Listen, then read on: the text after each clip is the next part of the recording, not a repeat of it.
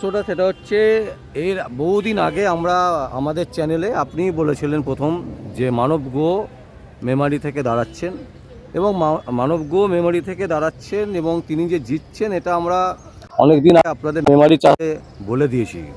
কিন্তু প্রশ্ন একটা যেটা যেটা সংবাদ আবির্ভাব সাদাকে সাদা কালোকে কালো বলতে ভয় পায় না, যেহেতু আপনি একটু বিজেপির সাথে আছেন, বিজেপিকে আপনি প্রেফার করেন, সেই জায়গা থেকে বলছি একজন সাংবাদিকের বিশ্বাসযোগ্যতা নষ্ট হয়ে যাচ্ছে না। ধরুন এর আগে আমরা দেখলাম আর বাংলা চ্যানেলে সন্তু পান, তিনি যথেষ্ট ভালো সাংবাদিক এবং তিনি যোগ করলেন গিয়ে বিজেপিতে। দেখুন কোন পার্টিতে যোগদান করছে সেটা আমাদের কাছে প্রশ্ন নয়। তারপরে আমরা দেখছি মানব গুহ, যিনি যথেষ্ট বলিষ্ঠ সাংবাদিক এবং যাকে অন্ততপক্ষে আমি শ্রদ্ধা করি অ্যাজ এ বিশ্বজিৎ পাল হিসাবে। তো সেই জায়গায় দাঁড়িয়ে এনারা যে এই যে বিজেপিতে চলে যাচ্ছেন এবং বিজেপির প্রার্থী হয়ে যাচ্ছেন, এক্ষেত্রে কতটা সংবাদ মাধ্যমে মানে আমরা যারা ইউটিউবে বিভিন্ন চ্যানেলে যারা নিউজ করি তাদের সাংবাদিকতার প্রশ্নচিহ্ন তুলে দিচ্ছে না? দেখুন, একটা কথা বলি, সাংবাদিকরা কখনো কোনো দলের প্রার্থী হয়ে দাঁড়াবে না এরকম কোনো কথা লেখা নেই কোথাও। প্রথম কথা হচ্ছে সংবাদ মানে তুলে ধরাটাই সাংবাদিকদের কাজ, আর সঠিক সংবাদ তুলে দিয়ে আজকে নিজের প্ল্যাটফর্ম তৈরি করে নিয়েছে মানব গুহ। আমি প্রথমেই প্রেডিকশানে বলে দিয়েছিলাম মানব গুহ মেমারি বিধানসভা 265 বিধানসভায় মানে প্রার্থী হবে, প্রথম প্রশ্ন। আর দ্বিতীয় নম্বর কথা, ওইখানকার যারা বিরোধী যিনি দাঁড়িয়েছেন সেই রাসবিহারী হালদার, সে কিন্তু ওখানকার এলাকার বাসিন্দা নয়। দ্বিতীয় নম্বর কথা হচ্ছে উনি যেভাবে ওই রাসবিহারী হালদার একটা থর, একটা অ্যাপাচি, ফরচুনা গাড়ি, তারপর মানে নির্বাচন কমিশনের প্রত্যেকটা যে পোস্টার মারার একটা নির্বাচন যেখানে হবে সেই জায়গা থেকে প্রিমিসেস এরিয়া থেকে 200 মিটার দূরে অন্তত করা দরকার। সেখানে বিধানসভা কেন্দ্র 265 রাসবিহারী হালদার একটা আইনজীবীর বাড়িতে মদের বোতল ফেলছে, কোথায় আইনজীবীর বাড়িতে দিনরাত ওই পেছন দিকটায় গাঁজা খাচ্ছে। তা আর রাসবিহারী তো প্রথম কথা হচ্ছে মানে মাফিয়া বলা চলে। আর আপনারা যেরকম বলছেন সাদাকে সাদা কালোকে কালো, আর তেমনি আমি একটা কথা বলে দিচ্ছি, মাটি মানুষের মুখ করেছে সবাই কালো, আর মাটি মানুষের লোকেরাই করছে কালো। আর প্রথম থেকেই রাসবিহারীর মুখটাই তো কালো, আপনি ভালো করে দেখবেন একবার, ওনার একটা বাইট নিয়ে দেখবেন, ওর মুখটা কালো, মানে কয়লা বালি সবেতেই সিন্ডিকেট। না ব্যক্তিগত নয়, শুনুন একটা কথা বলি, কোনো বলি কোনো একটা, ও তো চোরগুলোকে নিয়ে ঘুরে বেড়ায় কেন? 265 বিধানসভা কেন্দ্রের যারা অ্যাকচুয়াল তৃণমূল কর্মী রয়েছে তারা কি ওই জায়গার মানে দল মত নির্বিশেষে তাদেরকে দলে নিতে পারতো না? তা সে ভাড়াটিয়া লোক নিয়ে এসে মানে সারা দিন সারা রাত মেলা খেলার মতন করে রেখে দিচ্ছে। ওখানে দেখাচ্ছে যে আমার কত প্রার্থী রয়েছে, ওইগুলো সব বহিরাগত, বর্ধমান থেকে এসেছে। এখানে আমার একটা প্রশ্ন আছে যে মানব গুহ যে দাঁড়িয়েছে উনি কি মেমারির লোক? উনি মেমারি সাকটে, সেই সাকটে জামালপুর সাকটের বাড়ি ওনার। মানে মেমারি কনস্টিটিউশনের লোক কি? হ্যাঁ, মেমারি বিধানসভাতে ওনার নিজের রিলেটেড পার্সন মেমারি, সেখানে ওনার রিলেটেড পার্সন টিপে গুহ থেকে আর সন্দীপ গুহ থেকে আরম্ভ করে ওনাদের সবাই পার্সন বলছি না, বলছি আজ মানব গুহ তো প্রার্থী হয়েছেন, উনি কি ওখানকার বাসিন্দা? না, উনি জামালপুরের পাশে সাকটে গ্রামের বাসিন্দা। আরে উনিও তো বাইরে থেকে এসেছেন। বাইরে থেকে এসেছেন উনি তো এদের মতন চুরি চামারি করে এসে টিকিট মোটা অঙ্কের টাকা দিয়ে টিকিটকে নিয়ে বসেননি উনি তো। আমি প্রথমেই বাড়িতে বলে দিয়ে গেছিলাম যে মানব গুহ কিন্তু ওখানে সিলেক্টেড পার্সন হবে, কারণ ফ্রেশ অ্যান্ড ফেয়ার যদি ইলেকশন হয় মানব গুহ তো জিতবেই, এটা আপনাকে 101% গ্যারান্টি দিয়ে বললাম। আর দ্বিতীয় নম্বর কথা, রাসবিহারী হালদার সে এখন যে ধুম মাচালে ধুম, মানে জেতার আগেই তারা আতশবাজি আরম্ভ করে দিয়েছে। আর সবেতেই পুলিশের ওপর দুর্নাম, দুর্ব্যবহার। আর এখন দেখুন না, 260 বিধানসভা কেন্দ্রটা রেড অ্যালার্ট জোন করে দেওয়া হচ্ছে। কিসের জন্য? তৃণমূলের যত হারমাত বাহিনী আর চোরচাপটা, চেয়ারম্যান, ভাইস চেয়ারম্যান, মানে স্বপন বিশুই, আপনি নাম ধরে ধরে বলতে পারি, স্বপন বিশুই, এখানে ভাইস চেয়ারম্যান সুপ্রিয় সামন্ত, প্রত্যেকজনের নামে একাধিক অ্যালিগেশন এসেছে। চার্জশিটটা মানেটা কি বোঝাচ্ছে? তারা প্রত্যেকে, ওই মুকেশ শর্মা, সে তো আমাকে রক্তাক্ত করে অবস্থা ফেলে রেখেছিল, সেও তো ওই তখনই ওই চোরে চোরে মারতো তো ভাই, চোরগুলো সব জায়গায় একসাথে এক কাট্টা হয়ে গেছে। আর সেখানে রাসবিহারী হালদারও সেখানে নাচানাচি করছে, কোনটা সঠিক কোনটা বেঠিক তারা চিনতে পারছে না। মোদি দিদি ওই আপনার 265 বিধানসভা কেন্দ্রে আর মানুষ পেল না এসসি কোটায়, আমি জানতে চাইছি। পেলো না, না ওই মোটা অঙ্কের টাকা দিয়ে ওইখানে ভোট কেনার জন্য চেষ্টা করছেন। শুনুন, একটা কথা বলে দিচ্ছি, আমি প্রত্যেক দিন প্রত্যেক বাইটে প্রত্যেকটা প্রমাণ সমেত কথা বলি।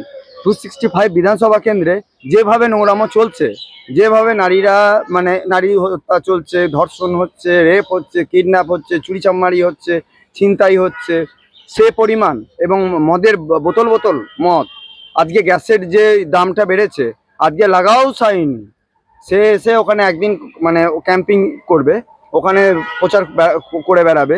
তা তাদের জন্য রান্না বান্না খাওয়া দাওয়ার জন্য গ্যাসটাকে তাদের স্টোরেজ করে রেখে দেওয়া হয়েছে। সাধারণ মানুষের জন্য কেন রাখা হয়নি? আমি এই প্রশ্নটা প্রথম করি। আলুর দাম নেই, তার জন্য এত পতাকা লাগাবার দরকার নেই তো। যাকে ভোট দেবে কোনো অন্যান্য স্টেটে গিয়ে দেখুন, কিন্তু এত প্রচারের জন্য শুধু তৃণমূলেরই পতাকা লাগাতে হবে, ঘাস ফুলেরই পতাকা লাগাতে হবে, আর অন্য কোনো পতাকা লাগানোর ব্যাপার নেই। আচ্ছা, বলছি আপনাদের রয়্যাল বেঙ্গল টাইগার দিলীপ ঘোষ কি যাবে প্রচারে? হ্যাঁ, দিলীপ ঘোষ অবশ্যই যাবেন। কবে কবে যাবে? শুনুন, একটা কথা বলি, সূত্র মারফত যেটুকুনি খবর, হ্যাঁ, এই 2-5 দিনের মধ্যেই যাবে। আর যারা যারা যাবে সবাই হেভিওয়েট পার্সনই যাবেন, কারণ শুভেন্দু অধিকারীও ওখানে একাধিকভাবে এই রাসবিহারী হালদারের নামে কমপ্লেন লজ করেছে। আর ও ঘরে বসে মদ খেয়ে তো 24 ঘন্টা চোখের কোলগুলো দেখবেন থল থল থল থল করছে। আর কারণ ও এখন জল আর স্থল আর থল, ও সব জায়গাতেই মানে ওরা এমনভাবে করে রেখে দিয়েছে, প্রত্যেক জায়গাতেই। আপনি একটুখানি ভালো করে দেখুন যে চোরচাপটা আজকে চোরগুলোকেই টিকিট দিয়েছে। যত চোর এখানে বালি মাফিয়াদের দিয়েছে, চোর দিয়েছে জ্যোতিপ্রিয় মল্লিককে। আপনি দেখুন, হিসেব করে দেখুন, যতগুলো চোরগুলো আছে চোরগুলোই কিন্তু সিংহাসনে বসার জন্য উঠে পড়ে লেগেছে। কিন্তু জিতবেন, এটা আমি আপনাকে নিশ্চিত করে দিচ্ছি, 101% নিশ্চিত। তৃণমূলের পরাজয় হবেই, কারণ মানুষের মানে নাভিশ্বাস উঠে গেছে। আজকে মুসলিম সম্প্রদায়ের মানুষটা শান্ত আছে। যখন নামাজের সময় প্রত্যেক মানুষ নামাজ পড়তে যাচ্ছে, সেখানে নামাজ পড়তে গিয়ে দেখা যাচ্ছে ঐক্যর বাতাবরণ হয়েছে। বলছে মোরা একই বিনতে দুইটি কুসুম, হিন্দু মুসলমান, মুসলিম তার নয়নমণি, হিন্দু তাহার প্রাণ। কিন্তু এই ক্ষেত্রে মানে একে অপরের সাথে কি করে গোষ্ঠী কন্দল করে দেবো, মুসলিমের মানে দ্বন্দ্ব লাগিয়ে দিয়ে ঝগড়াঝাঁটি সৃষ্টি করে দিচ্ছে। কাটোয়া বিধানসভায় কি হবে? কাটোয়া বিধানসভায় মানে হেসে খেলে বিজেপি দখল করবে। আচ্ছা, মানে কিভাবে, কেন বলছেন? কেন বলছি শুনুন, ওখানে রবি চ্যাটার্জি মানে ও তো পুঁটি মাছের মতন মুখ দিয়ে কথা বলে।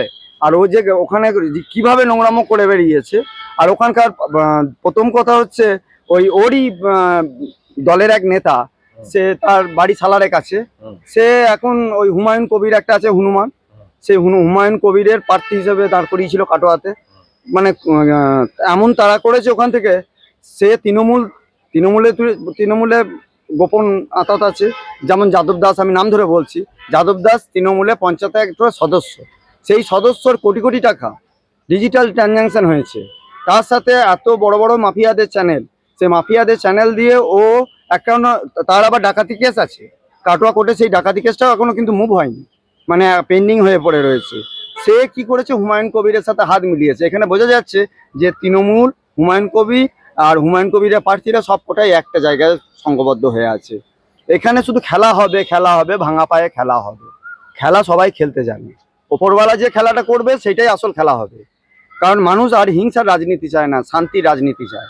আর এই যে আমাদের রাষ্ট্রপতি, রাজ্যপাল, আমাদের প্রধানমন্ত্রী, প্রত্যেকজনাকে যেভাবে নোংরা কদর্য ভাষায় মাননীয় মুখ্যমন্ত্রী কথা বলছেন, উনিও তো একটা নারী।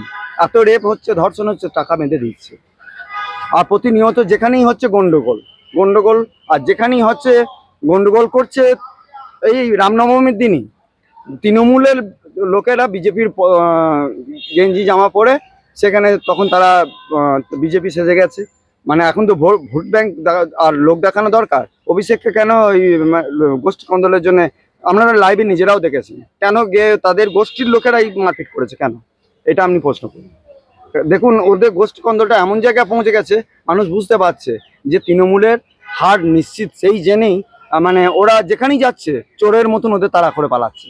কারণ চোর তো চোরই থাকবে।